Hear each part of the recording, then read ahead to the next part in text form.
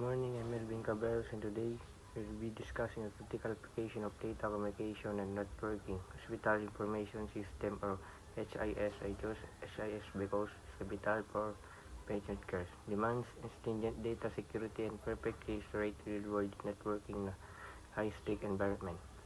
In a hospital, HIS allows doctor, nurse, and administrator access the patient's records, schedule appointment, and share sensitive medical data and securely. The system primarily transmits patient's record, diagnostic results, and billing information. It operates on a communication of and within the hospital and one for the remote access, enabling real-time data access and improving patient care through efficient communication. This entire process is of the fundamental principle of data communication, the exchange of data between devices over a network. To ensure its data flow is secure and reliable, HIS leverages both the OIS and TCP and IP models.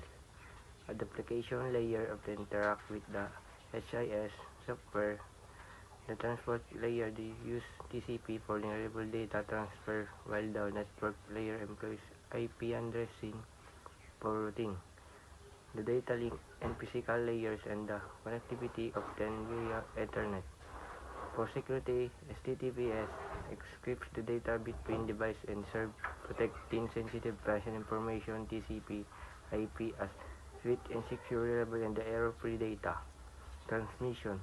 When the user requests data with device act as the sender, the application layer states the request, the presentation layer encodes the data, and the session layer establishes the secure connection.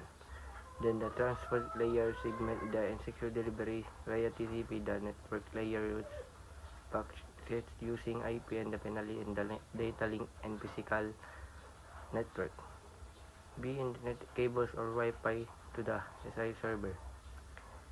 In summary, hospital information system effectively use robot networking protocols and the USI TCP models. The security and manage sensitive medical data is reliable data communication is paramount for enhancing patient care, improving operational efficiency, and granting data security and healthcare.